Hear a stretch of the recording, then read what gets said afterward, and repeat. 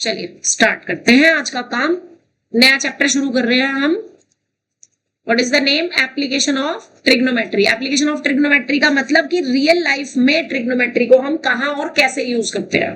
ठीक है, तो इसमें आपको पूरी एक्सरसाइज में, एक ही एक्सरसाइज है, पूरी एक्सरसाइज में आपको दो तरीके के वर्ड मिलेंगे। एक मिलेगा एंगल ऑफ एलिवेशन, एक मिलेगा एंगल ऑफ डिप्रेशन। अब ये एंगल ऑफ एलिवेशन और डिप्रेशन क्या होता है, वर्ड्स का ही पता है। एलिवेशन मतलब ऊपर की तरफ चढ़ना, डिप्रेशन मतलब नीचे की तरफ आना। बात समझ आ गई? तो एंगल ऑफ एलिवेशन में जो ऑब्जेक्ट होगा जिसको हम देख रहे हैं वो ऊपर होगा, और जहां से हम देख रहे हैं यानी कि ऑब्जर्वर जो है, ऑब्जर्वर वो कहां होगा? नीचे। ठीक है, तो ऑब्जर्वर से अगर मैं एक हॉरिजॉन्टल लाइन ले लूं और ऑब्जर्वर से जो ऑब्जेक्ट तक की स्ट्रेट लाइन होगी, ये जो ऑब्जर्वर से ऑब्जेक्ट तक की स्ट्रेट लाइन होती है इसको हम बोलते हैं लाइन ऑफ साइट। क्या बोलते हैं? Line of site. ठीक है, तो जब ऑब्जेक्ट ऊपर होता है और ऑब्जर्वर नीचे होता है तो ऑब्जर्वर से ऑब्जेक्ट तक का जो ये एंगल बनता है लाइक दिस, ये एंगल कहलाता है हमारा एंगल ऑफ एलिवेशन, जो नीचे से ऊपर की तरफ बन रहा है। अब जैसे तुम लोग बैठे हो, तुम एलईडी देखने के लिए तुम्हारी गर्दन ऐसे ऊपर हो रही है कि नहीं? तो मींस ये आपका एंगल ऑफ एलिवेशन है यहां पर। ठीक है, लेकिन मान लो अगर तुम यहाँ पे बाहर गए, छत पे गए और छत से तुम नीचे की तरफ देख रहे हो, कोई अपनी बाइक देख रहा है, कोई किसी को जाते हुए देख रहा है, तो आप तो ऊपर खड़े हो, जिसको आप देख रहे हो वो नीचे है। समझ रहे हो? तब वहां क्या बनेगा? Angle of depression. यानी कि एंगल ऑफ डिप्रेशन में ऑब्जर्वर कहां होगा? ऊपर होगा। ऑब्जेक्ट कहां होगा? नीचे होगा। लाइन ऑफ साइट सेम बन रही है, लेकिन ऑब्जर्वर से ही आपको हॉरिजॉन्टल लाइन लेनी है। तो एंगल कहां बन गया? नीचे की तरफ। हॉरिजॉन्टल लाइन कहां से जाएगी आपकी? हमेशा ऑब्जर्वर से जाएगी, ऑब्जेक्ट से हॉरिजॉन्टल लाइन नहीं जा रही। अंडरस्टैंड? तो जब एंगल ऊपर की तरफ बनता है तो क्या बोलते हैं उसको? Angle of elevation. और नीचे की तरफ बनता है तो उसको क्या बोलते हैं? Angle of depression. इतनी बात समझ आ गई या नहीं? पूरे चैप्टर में हमें सिर्फ और सिर्फ जितने भी ट्राइंगल बनेंगे, we have to consider only right angled triangles. Only right angle triangles ही हमें कंसीडर करने हैं। क्यों? क्योंकि ट्रिग्नोमेट्री पूरी की पूरी राइट एंगल ट्राइंगल पर डिपेंड करती है। और पूरे उसमें आपके पास ये तीन फॉर्मूलाज आपको चाहिएंगे, पंडित बद्री प्रसाद वाले, साइन थीटा, कॉस थीटा और टेन थीटा का। जब कराया था पंडित बद्री प्रसाद, हर हर बोले सोना चांदी तोले, क्या था? Sine theta perpendicular upon hypotenuse. Cos क्या था? Base upon hypotenuse. टेन क्या था? Perpendicular upon base. सिर्फ ये तीन फॉर्मूलाज आपको यूज होंगे और आपको सिर्फ और सिर्फ ट्रिग्नोमेट्रिक टेबल की तीन एंगल्स की वैल्यूज आपको चाहिएगी। कौन कौन सी? 30 डिग्री की, 45 डिग्री की और 60 डिग्री की। इसके अलावा और कोई वैल्यू नहीं चाहिएगी। तो अब आप मुझे बता दो जरा कि साइन, कॉस और टेन में आपने ये तीन वैल्यूज क्या क्या सीखी थी? साइन 30 डिग्री की वैल्यू क्या थी? 1/2। साइन 45 की, साइन 60 डिग्री की, √3/2। कॉस 30 डिग्री की, कॉस 30 डिग्री की √3/2। Cos 45 degree, cos 60 degree 1/2। tan 30 is 1/√3, tan 45 1 और tan 60 √3। बस जिसने इतना पढ़ लिया उसके लिए इस चैप्टर में कुछ भी नहीं है। उनके लिए इस चैप्टर में कुछ भी नहीं है। और एक और बेसिक सी चीज जो मैंने आपको बताई थी, पहली तो ये बताई थी कि किसी भी राइट एंगल ट्राइंगल में अगर एंगल ये है मेरे पास, यानी ये कैसा एंगल है? एंगल ऑफ एलिवेशन है कि डिप्रेशन है? एंगल ऑफ एलिवेशन है, राइट? तो एंगल की अपोजिट साइड क्या कहलाएगी? परपेंडिकुलर। 90 डिग्री की अपोजिट साइड क्या कहलाएगी? हाइपोटेन्यूज। ठीक है, कहलाएगी। और जो बचा वो क्या कहलाएगा? बेस। लेकिन अगर आपको एंगल ऑफ डिप्रेशन दे रखा हो, मान लो आपका ऑब्जेक्ट यहां पर है और यहां ऑब्जर्वर है और यहां ऑब्जेक्ट है, यानी अगर आपके पास ये वाला एंगल दे रखा है, angle of depression, angle of depression दे रखा है, यहां पर कौन है? ऑब्जर्वर। यहां पर क्या है, ऑब्जेक्ट, यहां पर, यहां था ऑब्जर्वर और ऊपर क्या था, ऑब्जेक्ट था, ठीक है ना। तो अब एंगल, अब आपका ये एंगल कैसा हो गया, एंगल ऑफ डिप्रेशन हो गया। तो उस केस में जरा ध्यान दो, आपने 9th क्लास में जब लाइन्स एंड एंगल्स वाला चैप्टर पढ़ा होगा तो आपने पढ़ा होगा कि अगर दो पैरेलल लाइंस को कोई ट्रांसवर्सल कट करती है तो ये जो दो एंगल बनते हैं वो क्या कहलाते हैं, बिल्कुल सही। तो उस केस में जो ये वाला एंगल होगा ये भी क्या बन जाएगा, थीटा बन जाएगा, बाय ऑल्टरनेट इंटीरियर एंगल से बन जाएगा कि नहीं, बन जाएगा। अब इसमें भी सेम वही, एंगल की अपोजिट साइड क्या लोगे, परपेंडिकुलर, 90 डिग्री की अपोजिट साइड क्या लोगे, हाइपोटेन्यूज, और जो बचेगा वो क्या होगा, बेस। क्लियर हुआ। और बाकी इनका यूज क्वेश्चन से क्लियर होगा, तो पहले सिर्फ फॉर्मूला नोटबुक में इतना लिख लो और उसके बाद रजिस्टर खोल लो अपने अपने। सब कुछ बनाना है, जितना तुम्हें स्क्रीन पे दिखाई दे रहा है ना वो सारा कुछ आपने लिखना है, जितना भी स्क्रीन पे दिखाई दे रहा है वो सारा कुछ लिखना है। और जो चीज नहीं समझ आई वो 4 बार समझ लो, 100 बार समझ लो, जो नहीं समझ आया वो समझ लो। पहले लिखो हेडिंग एंगल ऑफ एलिवेशन और ये बनाओ, एंगल ऑफ डिप्रेशन लिखो ये बनाओ, फिर ये नोट लिखो, फिर ये फॉर्मूलाज लिखो, ये टेबल बनाओ, ये वाले ट्राइंगल्स बनाओ। सारा कुछ फॉर्मूला नोटबुक में होना चाहिए, नीट एंड क्लीन।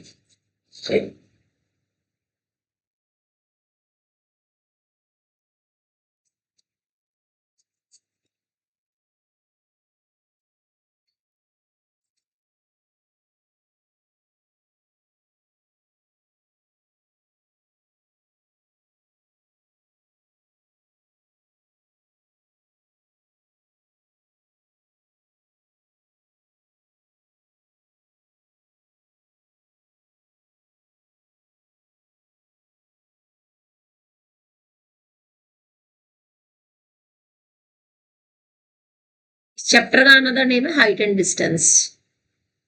पहले हमारे टाइम में हाइट एंड डिस्टेंस ही नाम हुआ करता था, अब इन्होंने चेंज कर दिया, अब कर दिया एप्लीकेशन ऑफ ट्रिग्नोमेट्री। तुमने लिख लिया सारा कुछ दिव्यांश, फॉर्मूला नोटबुक बना ली, गुड।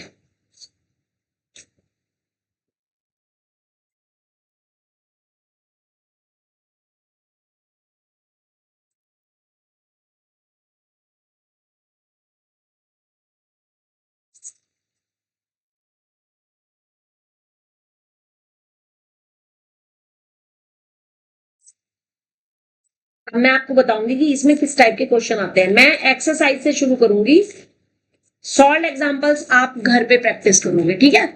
एक्सरसाइज से शुरू करूंगी मैं, ठीक है। एक ही एक्सरसाइज है इसमें बस, 9.1, दैट्स इट, चैप्टर खत्म। एक ही एक्सरसाइज में, हाँ बहुत छोटा चैप्टर है ये। और इसके बाद हम सर्कल्स वाला चैप्टर स्टार्ट करेंगे अपना, ठीक है। Circles and then area related to circles, 2 chapter है वो अलग अलग है। या फिर अगर कहो तो ट्राइंगल्स करा दूं, अभी नहीं आना तो फिर ट्राइंगल्स बाद में करेंगे। स्टैट्स करवाया पहले तो स्टैट्स करा देंगे, कोई बात नहीं, स्टैट्स करा देंगे, जो तुम कहोगे वो करा दूंगी, कोई दिक्कत नहीं है। जो सबके स्कूल में सेम चल रहा होगा वही कराएंगे, ठीक है। हाँ जी, ये सबने लिख लिया कि नहीं, चलो जी लिख लिया तो अब जरा ध्यान देंगे।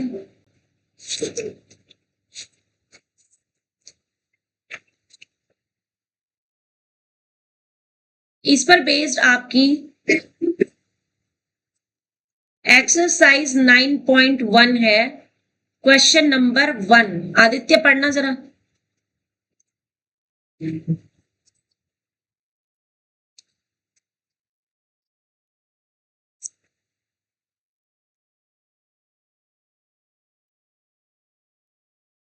The angle of elevation on the top of the tower at the distance of 30 meters from its foot on the horizontal plane is found to be 30 degree. Stop.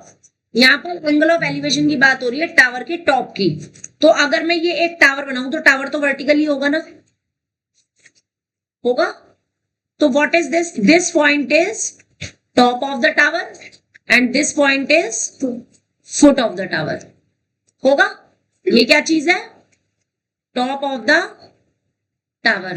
अब आपको ये लिखना नहीं है, ये नहीं लिखना, आपने सिर्फ ये लिखना है, टावर लिखना है, फुट ऑफ द टावर। ये लिखने की जरूरत नहीं है, जिसको मैंने सर्कल किया है ये लिखने की जरूरत नहीं है। क्यों नहीं है जरूरत? क्योंकि इतना टीचर को पता है, बस आपने टावर टावर मेंशन करना है कि आपने ये जो ए बी है वो क्या बना लिया, एक टावर बना लिया। ठीक है, इसकी हाइट दे रखी है टावर की, क्वेश्चन पढ़ के बताओ। 30 मीटर दे रखी है, तो इसकी टावर की हाइट मैंने 30 मीटर यहीं पे लिख दी। Distance from ये कह रहे हैं 30 meter. distance from its foot given. Tower की हाइट पूछी है, Yes. तो फिर टावर की हाइट पूछी है तो उसको लेट करेंगे ना h। टावर की हाइट पूछी है तो उसको लेट कर लिया h।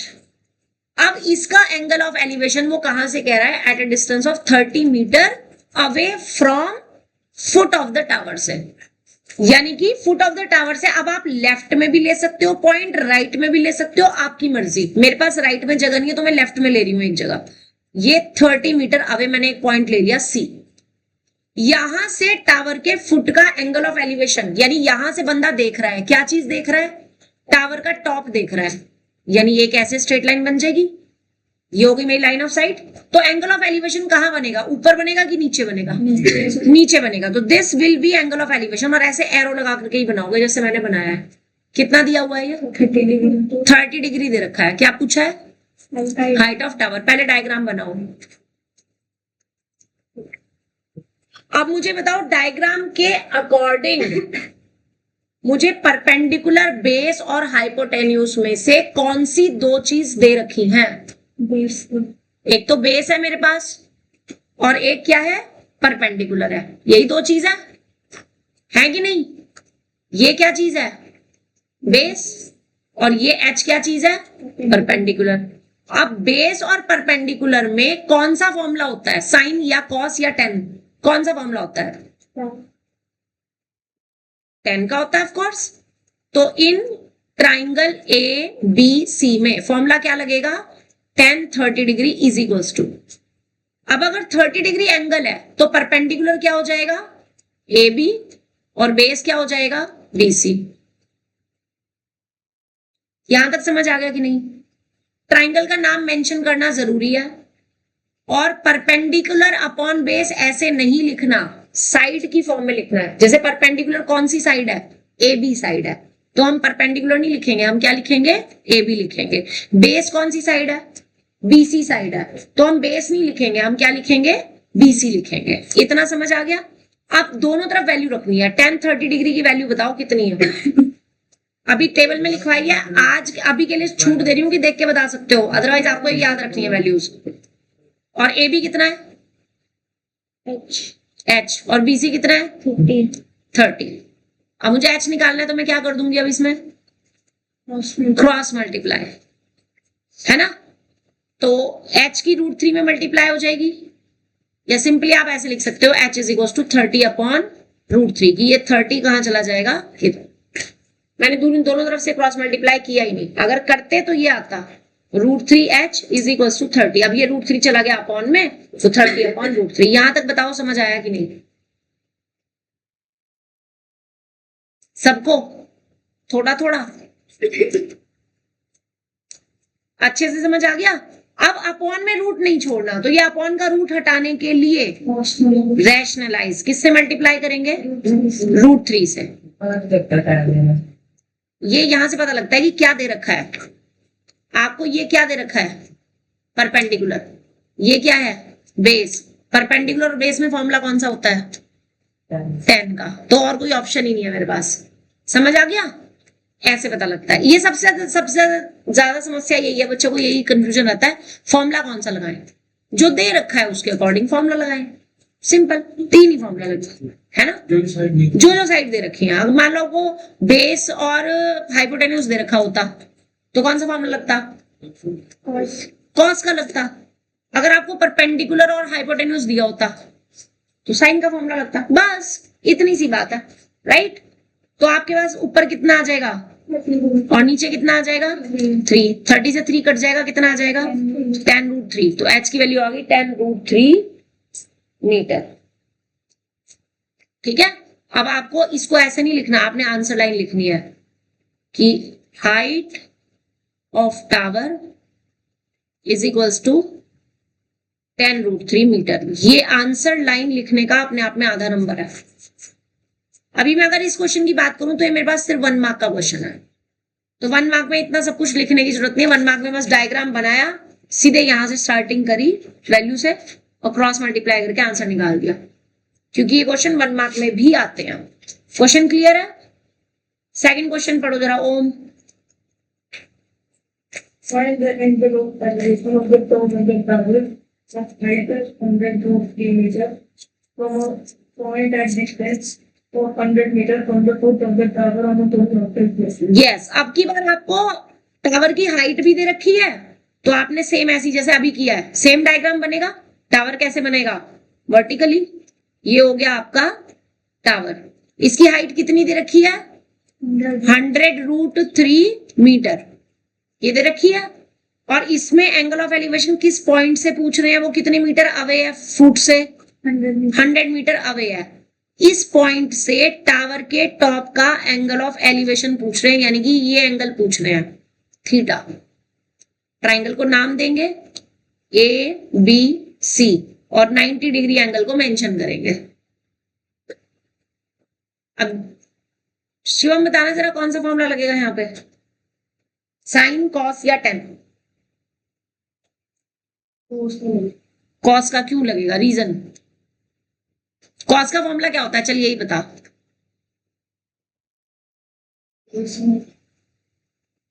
कॉस का फॉर्मूला सिंपल बता देना, परपेंडिकुलर अपॉन बेस या ऐसे परपेंडिकुलर बेस और हाइपोटेन्यूज में से क्या होता है?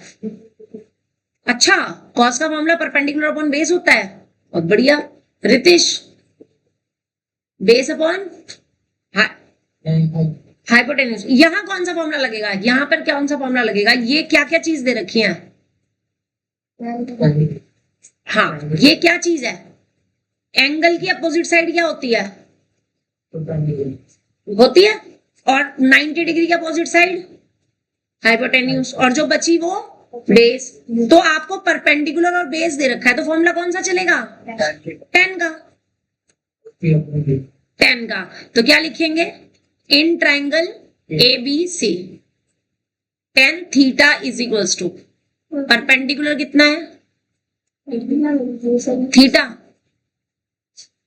थीटा निकालना है ना, तो अब थीटा तो दे नहीं रखा, थीटा तो मुझे फाइंड करना है। इससे ऊपर वाले क्वेश्चन में क्या था? इससे ऊपर वाले क्वेश्चन में थीटा तुम्हें दे रखा था 30 डिग्री, तो आपने tan 30 डिग्री की वैल्यू रख दी थी। यहाँ पे नहीं दे रखा ना, तो यहाँ पे tan थीटा को tan थीटा ही लिखना है। AB की जगह क्या लिखोगे? और BC की जगह 100। तो कितनी आ जाएगी इसकी वैल्यू? अब √3 की वैल्यू 10 में कितनी होती है? tan 60 degree. तो थीटा की वैल्यू कितनी आ गई? यानी कि एंगल ऑफ एलिवेशन कितना आ जाएगा? ये क्वेश्चन होते हैं इंपॉर्टेंट, जो 1 है, ये भी अगेन 1 मार्क में। इजी है। ट्रिग्नोमेट्री से कहीं ज्यादा आसान ये चैप्टर है, समझ रहे हो? इसमें से एक 1 मार्क का MCQ हमेशा आता है और एक 3 या 5 नंबर का क्वेश्चन भी हमेशा आता है, और कई बार तो वो इस पे केस स्टडी दे देते हैं 4 नंबर की। मतलब एक आ जाएगा MCQ और एक आ जाएगी case study. More over 5 number का ये चैप्टर है, 5 या 6 नंबर का। अगर उन्होंने इस चैप्टर में से 5 नंबर का क्वेश्चन दिया तो फिर वो MCQ में नहीं डालेंगे। अगर उन्होंने MCQ में 1 नंबर का MCQ डाल दिया तो फिर वो इसके साथ एक केस स्टडी डाल सकते हैं, या 2 नंबर का क्वेश्चन के साथ एक केस स्टडी डाल सकते हैं। ठीक है, तो 5 से 6 नंबर का ये चैप्टर आपका है। खुशी, नेक्स्ट क्वेश्चन पढ़ो, third question. A circus artist is climbing a 20-meter long rock, which is tightly stretched and tied from the top of a vertical pole to the ground. Find the height of the pole if the angle made by the rock with the ground level is 30 degrees. Yes. तो जरा इसको imagine करो, circus कौन कौन गया है? देखा है किसी ने सर्कस? कभी गए हो जीवन में? गए हो? देखो वो कह रहा है कि एक ना पोल है, अब पोल है तो वर्टिकली लगा हुआ होगा। अब पोल से एक रोप ना टाइटली अटैच्ड है ग्राउंड पे, दिस इज द रोप जो कि टाइटली अटैच्ड है ग्राउंड पे। क्वेश्चन यही कह रहा है, क्या क्या चीजें दी हुई उसने? रोप कितनी मीटर दे रखी है? 20 मीटर, यानी कि रोप की लेंथ आपको 20 मीटर दे रखी है, दे रखी है। और क्या दिया है? which is tightly stretched and tied from the top of a vertical pole to the ground. Find the, क्या फाइंड करना है? Height. हाइट ऑफ द पोल आपको फाइंड करनी है, यानी कि हाइट को क्या लेट कर लिया? h. ठीक है. If the angle made by rope with the ground, ये ग्राउंड है आपका, ग्राउंड से रोप का जो एंगल है वो आपको दे रखा है 30 डिग्री. इसमें भी सेम ए बी सी. आपको एक बात बताऊं, इस चैप्टर में 3 नंबर के क्वेश्चन में भी या 5 नंबर के क्वेश्चन में भी डायग्राम बनाने का अपने आप में मार्क्स होते हैं.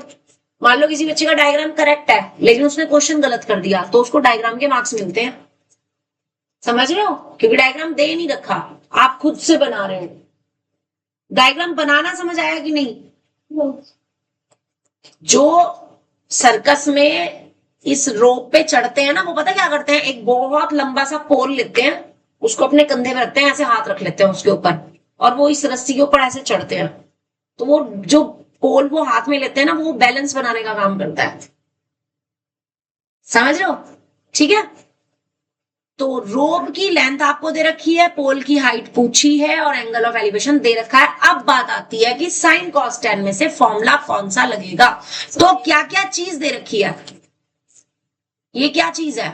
परपेंडिकुलर. और ये क्या चीज है? हाइपोटेन्यूज. तो परपेंडिकुलर और हाइपोटेन्यूज में कौन सा फॉर्मूला होता है? P अपॉन एच का क्या होता है? Sine theta. इसका मतलब sine 30 degree is equal to, perpendicular तो हो गया h और हाइपोटेन्यूज कितना हो गया हमारे पास? 20. पहली बात तो ये ऐसे नहीं लिखना, परपेंडिकुलर को लिखना है आपने AB और हाइपोटेन्यूज को AC. अब आपने वैल्यू रखनी है. ठीक है जी? ठीक है. सादिक साइन 30 डिग्री की वैल्यू 1/2. अगेन क्रॉस मल्टीप्लाई करो और h की वैल्यू निकाल के दिखाओ. बिल्कुल सही.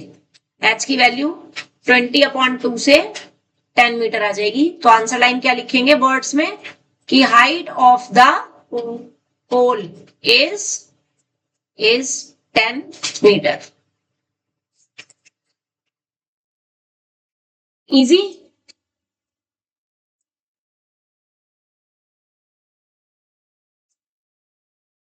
समझ आ रहा है Ritish? 4th question Ishanvi, 4th का first part. A kite is flying at a height of 60 meter above the ground. Stop. वो कह रहा है कि एक काइट है, ये बना ली मैंने काइट. ये कितनी हाइट पे उड़ रही है? 60 meter. 60 मीटर की हाइट पे उड़ रही है. पहली लाइन पढ़ी और पहली वो हमने बना दी. The string attached to the kite is temporarily tied to a point on the ground. Stop. वो कह रहा है इससे जो काइट से जो स्ट्रिंग यानी धागा डोर बंधी हुई है वो टाइट है, ग्राउंड पे फिक्स है. वो जैसे किसी ने पतंग उड़ाई और थोड़ी देर के लिए मान लो बंदा कहीं चला गया, पानी पीने चला गया, वॉशरूम चला गया है, कहीं पे भी चला गया, तो उसने क्या किया, उसको वहां पे ना एक ईंट के साथ ऐसे लपेट दिया डोर को और रख दिया जमीन पे, ताकि भाई पतंग उड़ती रहेगी आराम से. है ना? करते हैं ना ऐसे बहुत से बच्चे. तो ये वो सीन है कि टाइट कर दी, इसको ग्राउंड पे रख दिया. ठीक है, आगे पढ़ो. The inclination of the string with the ground is 60 degree. ये स्ट्रिंग है. स्ट्रिंग मतलब धागा जो डोर है, उसका एंगल ग्राउंड से दे रखा है ना कि हाइट वर्टिकल से. तो कौन सा एंगल होगा? ये वाला होगा कि ये वाला होगा? नीचे वाला होगा. कितना दे रखा है? 60 degree. 60 डिग्री दे रखा है. Find the length of the string assuming that there is no slack in the string. हाँ, वो कह रहा है स्ट्रिंग की लेंथ बताओ जबकि स्ट्रिंग में कोई स्लैक नहीं है, मतलब ऐसे लैक नहीं आ रही, स्ट्रेट है, टाइट है ना? तो स्ट्रिंग की लेंथ पूछ रहा है, यानी कि वो L पूछ रहा है. स्ट्रिंग की लेंथ पूछ रहा है, मैंने L लिख दिया, X भी लिख सकती हूं मैं. इतना समझ आ गया? ठीक है. शिवम, फॉर्मूला कौन सा लगेगा? नाम दे दिया, काइट है तो K O और P. तो इन ट्राइंगल KOP में शिवम कौन सा फॉर्मूला लगेगा? साइन का, कॉस का या टेन का? टेन का कैसे लगेगा? टेन का फॉर्मूला क्या होता है? कॉस का फॉर्मूला क्या होता है, चलो बताओ। मैं हर बार तुम्हारे से पूछूंगी, तुम्हारे से, रितेश से, हर बार तुम्हारे से पूछूंगी क्या फॉर्मूला होता है कॉस का। अभी लिखवाया भी है मैंने, तो ज्यादा टाइम ना वेस्ट करते हुए देख के भी बता सकते हो, क्योंकि तुम घर में पढ़ नहीं रहे हो। बेस अपॉन हाइट या हाइपोटेन्यूज। तो क्या इनमें से बेस दे रखा है? बेस कौन सा है इनमें से? बेस दे रखा है हमें। ये क्या चीज है? 60 क्या चीज है? ये जो साइड है वो परपेंडिकुलर है, हाइट नहीं है, परपेंडिकुलर है। What is it? डायग्राम में ये परपेंडिकुलर है, और ये क्या है? हाइपोटेन्यूज है। तो परपेंडिकुलर और हाइपोटेन्यूज में कौन सा फॉर्मूला होता है? अरे फॉर्मूला पूछ रही हूँ, साइन का, कॉस का या टेन का? बहुत बढ़िया बेटे, पढ़ना मत, ठीक है। साइन का होता है, क्या फॉर्मूला होता है साइन का? Sine theta is equal to perpendicular upon hypotenuse. क्या फॉर्मूला होता है? हाँ, तो क्या है परपेंडिकुलर? यहाँ पे कौन सी साइड है जो परपेंडिकुलर है?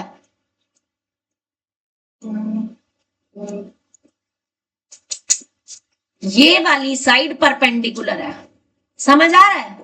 तो ये साइड लिखनी है। हाइपोटेन्यूज कौन सी साइड है? पी के। अब वैल्यू रखेंगे, थीटा कितना है यहाँ पे, एंगल कितना दे रखा है?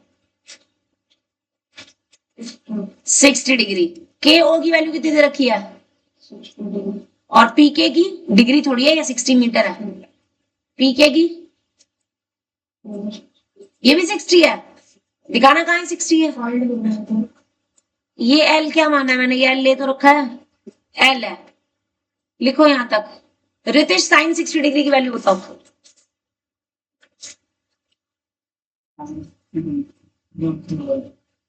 √3/2।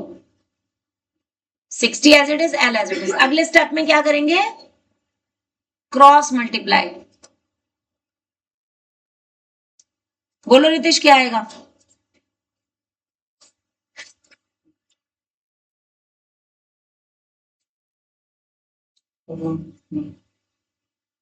√3 आगे क्रॉस मल्टीप्लाई करके बताना। एल √3 नहीं आएगा, एल को जब √3 से मल्टीप्लाई करोगे तो इज इक्वल टू, हाँ, अब एल की वैल्यू कितनी आ जाएगी? 120 अपॉन √3। और √3 हटाने के लिए क्या करेंगे? बिल्कुल सही। तेरे को सब कुछ आता है, तू डरता क्यों है बोलते हुए? सही बताते बताते फिर गड़बड़ कर देता है।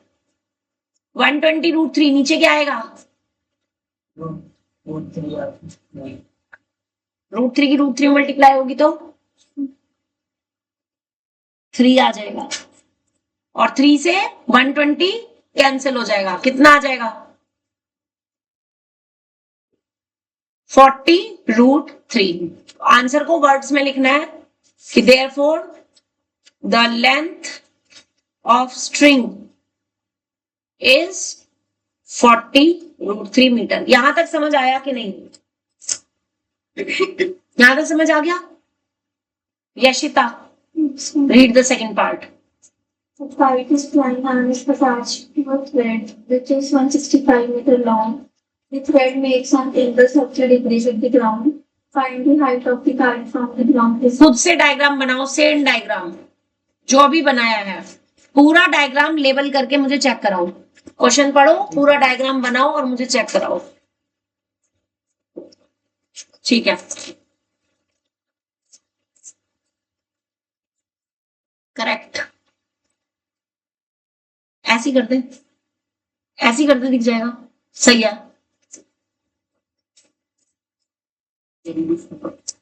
करेक्ट, आंसर भी आ गया। चलो ठीक है, हाँ जी बोलो। ये हो गई हाइट, ये हो गई उसकी स्ट्रिंग, और ये हो जाएगा एंगल। हाइट पूछी है कि हाइट पूछी, हाइट को हाइट ले लिया। स्ट्रिंग की कितनी लेंथ दे रखी है? 165 meter. 165 मीटर, और एंगल कितना दे रखा है 30 डिग्री। सेम फॉर्मूला, के ओ पी ले लिया हमने, इन ट्राइंगल के ओ पी में फॉर्मूला कौन सा लगेगा, परपेंडिकुलर और हाइपोटेन्यूज दे रखा है, फॉर्मूला कौन सा लगेगा, sine theta is equals to perpendicular upon hypotenuse, यानी कि sine 30 degree is equals to के ओ है h और पी के है 165। करो जी सॉल्व। साइन 30 डिग्री की वैल्यू कितनी होती है 1/2 1/2, रखो 1/2। 6,000. 82.5 82.5 आएगा।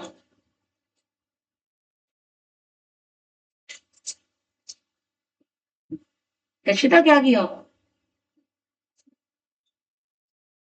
Answer line, height of the kite is at 82.5 meter, कि काइट आपकी 82.5 मीटर अबव द ग्राउंड उड़ रही है, इतनी ऊंचाई पर है। ठीक है,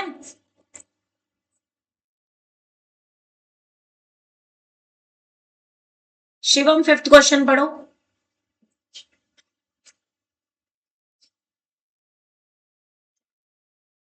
जोर से। Three breaks of the storm and the broken shards and the storm branch of the shape of the imagine. That is the ground with angle of capitalization with the distance. Stop. वो कह रहा है ये पेड़ है और ये आंधी आई और यहां से सपोज कहीं से टूट गया, यहां से टूट गया। अब टूटेगा तो क्या होगा, ये जो ऊपर वाला पार्ट है नीचे गिर जाएगा, ऐसे ये ऐसे गिर जाएगा, गिर जाएगा कि नहीं। तो नेचुरल सी बात है, जितना पार्ट ये ऊपर से टूटा है उतना ही पार्ट यहाँ पे गिरेगा। यानी अगर ये ब्रोकन पार्ट की लेंथ में x कह दूं तो ये x जो है यहाँ पे, यहां से यहां तक की डिस्टेंस है या नहीं, इतना समझ आ रहा है। अब वो कह रहा है कि जो ब्रोकन पार्ट है वो ग्राउंड से कितना एंगल बना रहा है, 30. Broken part makes an angle 30 degree with the ground, है ना। और क्या कह रहा है, the distance between the foot of tree and the point where the top touches the ground is 8 meter. तो वो आपको कौन सा दे रखा है डिस्टेंस, ये डिस्टेंस दे रखा है 8 मीटर। ठीक है, find the height of tree, पूरे ट्री की हाइट पूछी है। हाँ, अब पूरे के पूरे ट्री की हाइट पूछी, और ये क्वेश्चन ना आपका केस स्टडी में तो कम से कम नहीं तो कई बार दे चुके हैं, बहुत बार दे चुके हैं केस में। वो पहले तो ब्रोकन पार्ट की लेंथ ही पूछ लेते हैं फर्स्ट पार्ट में। फर्स्ट पार्ट उनका होता है ड्रॉ द लेबल्ड डायग्राम, यानी 1 नंबर का डायग्राम। दूसरा पार्ट पूछ लेते हैं find the length of broken part of tree, यानी कितना पार्ट टूटा, यानी हाइपोटेन्यूज पूछ लिया।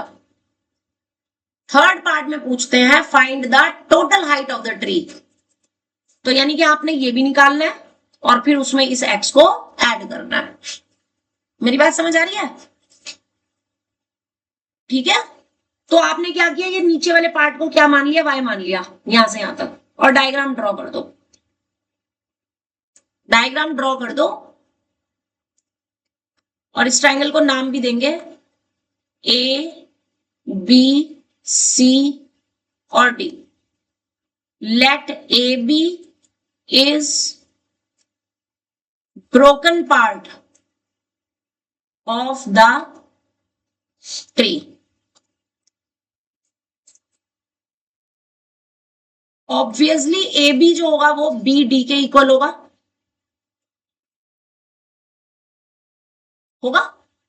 क्योंकि जितना पार्ट टूटा उतना ही गिरा। तो जो टूटे वाले पार्ट से हमारे पास राइट एंगल ट्राइंगल का क्या बन गया, हाइपोटेन्यूज बन जाएगा। ये वाला पार्ट था टूट गया और ये ऐसे गिर गया, तो ये वाली साइड इसके इक्वल हो जाएगी ना, बन जाएगा हाइपोटेन्यूज। और आपने इसमें क्या लेट किया है, आपने बीसी वाले पार्ट को क्या लेट किया है, वाई। अब जरा ध्यान से समझना मैं क्या समझा रही हूं।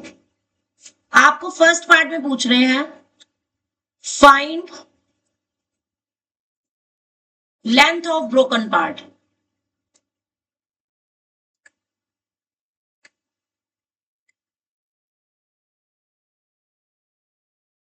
ऑफ द ट्री, ट्री के ब्रोकन पार्ट की लेंथ पूछ रहे हैं। इसका मतलब क्या पूछ रहे हैं? एक्स पूछ रहे हैं। अब ध्यान दो, मुझे एंगल के अकॉर्डिंग बस सिर्फ एक ये 8 मीटर की साइड दे रखी है, तो ये जो 8 मीटर की साइड है ये तो मेरे पास बेस हो गया ना, हो गया। निकालना मुझे क्या है? एक्स, यानी कि हाइपोटेन्यूज, ये 90 डिग्री का एंगल होता है। तो बेस और अपॉन हाइपोटेन्यूज में फॉर्मूला कौन सा होता है? कॉस का होता है, कॉस थीटा होता है। तो बेस यहां पे कौन सी साइड है? CD। हाइपोटेन्यूज कौन सी साइड है? BD। थीटा एंगल कितना है? 30 डिग्री। बेस कितना है? 8 मीटर। हाइपोटेन्यूज कितना है? X। तो अब आप सॉल्व करके यहां से X की वैल्यू निकाल लोगे कि नहीं? दिव्यांश समझ आ रहा है? तो बताओ जरा cos 30 की वैल्यू कितनी होती है? हाँ, अब क्या करेंगे? Cross multiply. क्रॉस मल्टीप्लाई करेंगे तो x की √3 में हो जाएगी और 8 की 2 में हो जाएगी। तो x की वैल्यू कितनी आ जाएगी? 16 अपॉन √3। और रेशनलाइज करने के लिए क्या करेंगे? तो x की वैल्यू कितनी आ जाएगी? मीटर। ये ब्रोकन पार्ट की लेंथ हो गई, ठीक है। सेकंड पार्ट में पूछ रहे हैं find the height of the point. मैं बोल लूंगे where the tree broken.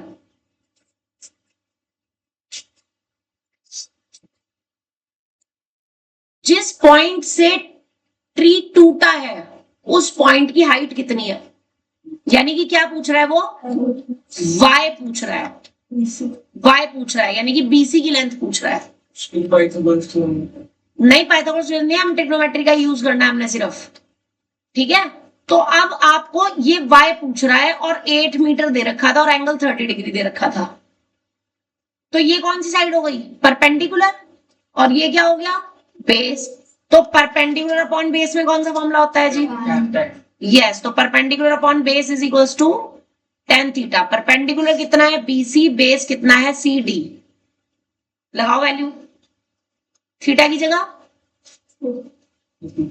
30 degree, perpendicular की जगह BC की जगह y और बेस की जगह CD की जगह tan 30 डिग्री की वैल्यू 1/√3। अगेन क्या करेंगे? कितना आ जाएगा? y√2 या y√3? तो y की वैल्यू कितनी आ गई? रेशनलाइज करने के लिए कितना आ जाएगा? मीटर। और थर्ड पार्ट में वो पूछ रहा है total height of the tree. दोनों को क्या कर देंगे? ऐड कर देंगे।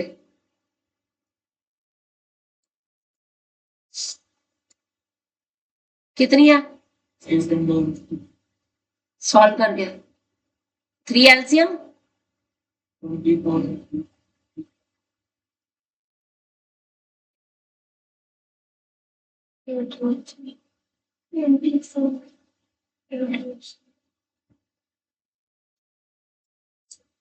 बोलो जी, समझ आ गया क्वेश्चन की नहीं? ये क्वेश्चन 4 नंबर की केस स्टडी है, जिसमें से 1 नंबर है डायग्राम का और 3 नंबर है क्वेश्चंस के, ठीक है। क्लियर? चलो नेक्स्ट पार्ट, रितेश पढ़ो question number 6। A person standing on the bank of a river observed that the angle subtended by a tree on the opposite bank is 60 degrees. When he that reads 20 meters from the bank, he find the angle to be 30 degrees. Find the height of the tree and the breadth of the river. Right. अब इसको ना जरा ऐसे समझो, जैसे नहर के एक साइड तो एक बंदा बैठा है और दूसरी साइड में पेड़ है। एक साइड में तुम जैसे मान लो, मैं सपोज करो कि यहाँ बीच में से ना ऐसे पानी बह रहा है, ठीक है, ये रिवर है, मैं यहाँ बैठी हूं और सामने ट्री है। तो ट्री की जो एंगल ऑफ ऑब्जर्वेशन है या जो भी हाइट है वो मेरे को यहां से सामने से ऐसे दिखेगी। तो जो मैं ये बेस बनाऊंगी, ये बेस मेरे पास क्या आ जाएगा, विड्थ ऑफ रिवर आ जाएगी या नहीं। और यहां पर अगर ट्री है, अगर ये मेरे पास ट्री है तो ऑब्जर्वर कहां बैठा है, यहां पे बैठा है। तो ट्री का एंगल ऑफ ऑब्जर्वेशन यही बनेगा उसकी आंख पे, बनेगा। आप क्वेश्चन की लाइन दोबारा पढ़ो और बताओ इसमें से क्या क्या दिया हुआ है। एंगल ऑफ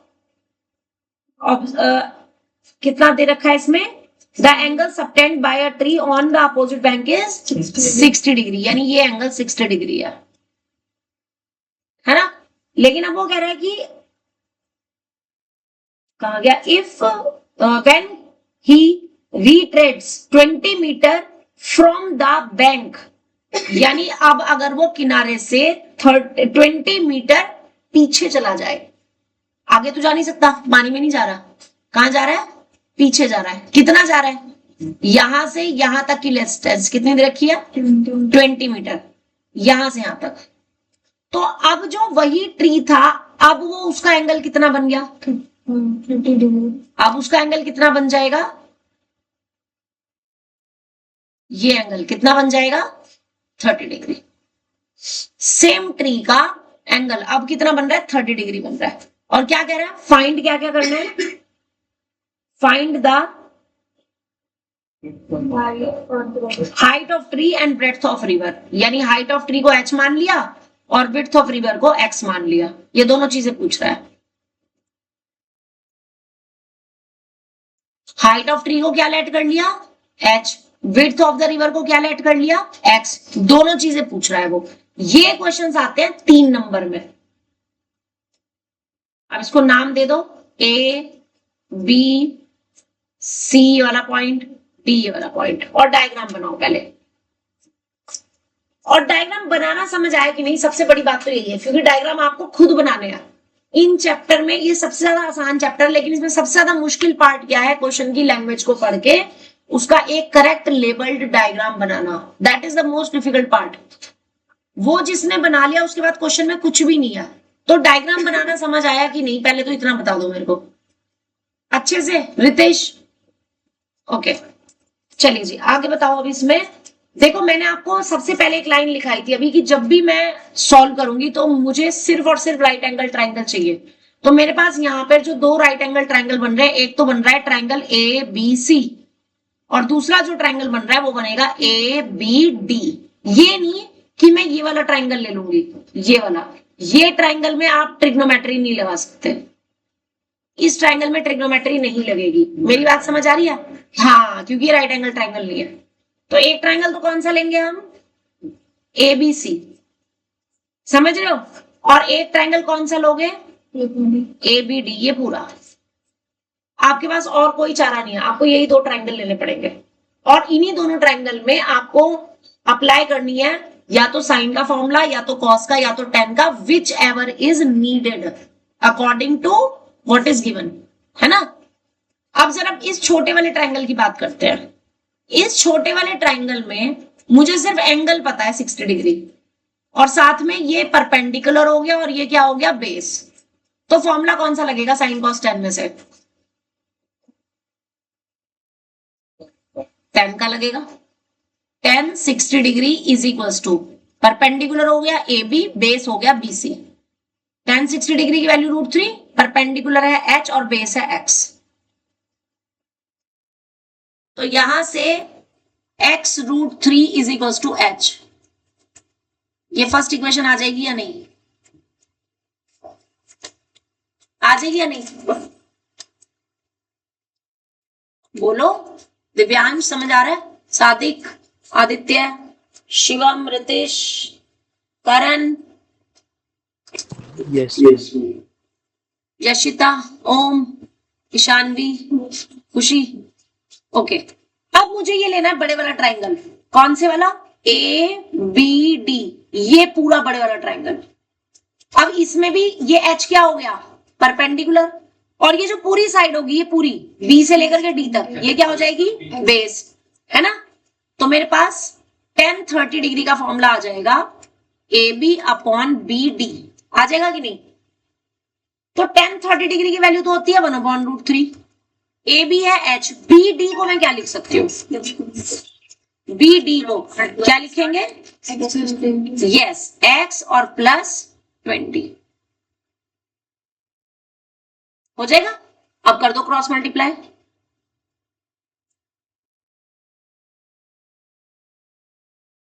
अब क्रॉस मल्टीप्लाई करेंगे तो क्या आएगा? √3 के साथ तो H, और यहां पर क्या आ जाएगा? X plus 20। बिल्कुल सही। अब मैं H की जगह पे क्या रख दूंगी? यहाँ पे X √3, और ये √3 पहले से था। अब √3 की √3 से मल्टीप्लाई करेंगे, 3x आ गया, और एक x इधर जाएगा, ये माइनस में, तो 2x is equal to 20। x की वैल्यू कितनी आ जाएगी? 10। कहां पुट कर दो इसे? तो h कितना आ जाएगा? 10√3। और अब आंसर लाइन, यानी कि हाइट ऑफ द ट्री कितनी आ जाएगी? 10√3 मीटर आ जाएगी। और आपके पास विड्थ ऑफ रिवर कितनी आ जाएगी? जो कि x थी 10 मीटर। ये आपका आ गया आंसर। बोलो समझ आ गया कि नहीं? अब आपको जो आज मैं काम दे रही हूं ना करने के लिए, जरा उस पर ध्यान देंगे, जो कि शॉर्ट एग्जाम्पल होंगे इसके, ठीक है?